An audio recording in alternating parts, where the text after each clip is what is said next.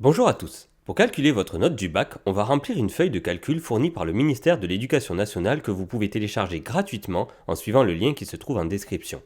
Vous aurez également besoin d'une calculatrice pour effectuer tous les petits calculs. Allez, c'est parti. Considérons que j'étais en première l'année dernière et que la moyenne de mes notes des 3 trimestres m'a fait avoir 10 à chaque matière du tronc commun, ainsi qu'à l'enseignement de spécialité que j'ai abandonné en fin de première. Au bac de français, j'ai eu 13 à l'oral et 12 à l'écrit. Je vais maintenant calculer le nombre de points que cela me rapporte.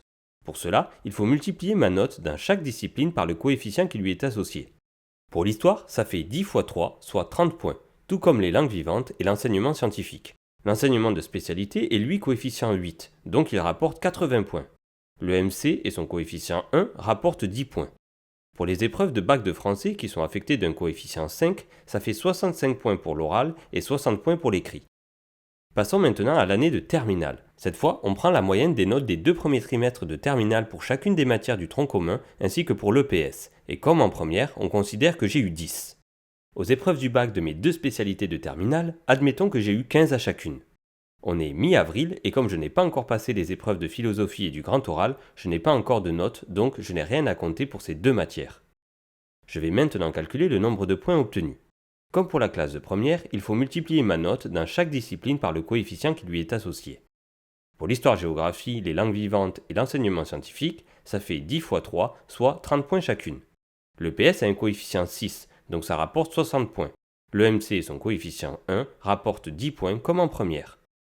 Pour les épreuves de bac de spécialité qui sont affectées d'un coefficient 16, ça fait 240 points pour chacune. On va maintenant faire le calcul des points pour chaque matière sur les 2 années en additionnant les points de première et de terminale dans chaque discipline.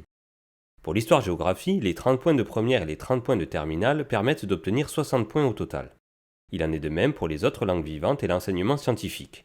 Pour l'enseignement de spécialité de première, cela fait 80 points, le PS 60 points, et pour l'EMC, on additionne les 10 points de première avec les 10 points de terminale, ce qui nous donne 20 points. On termine avec les notes des épreuves terminales. Pour chaque spécialité, cela fait 240 points et pour le français, 65 points et 60 points. Pour la philosophie et le grand oral, je ne note rien puisque je n'ai toujours pas passé l'épreuve. Maintenant, je fais la somme de tous les points obtenus et j'obtiens un total de 1065 points. Pour avoir ma note de bac, il faut diviser par 100 mon nombre total de points, ce qui donne une note de 10,7 sur 20, si on arrondit.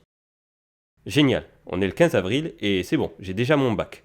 Pour ceux qui ont des enseignements optionnels, il faut faire la moyenne des notes des 3 trimestres de première affectés d'un coefficient 2 pour la première et faire de même pour les 2 premiers trimestres de terminale, toujours affectés d'un coefficient 2. Par exemple, quelqu'un qui aurait eu 10 de moyenne sur les 2 premiers trimestres de terminale en maths complémentaires, ça lui fait un total de 20 points à rajouter sur le total des points. Voilà, j'espère que mes explications vous auront aidé à calculer votre note de bac. Félicitations pour ceux qui l'ont déjà, mais vous pouvez peut-être viser une mention, et bon courage pour les autres. Tout n'est pas encore joué, il reste encore la philo et le grand oral. À bientôt!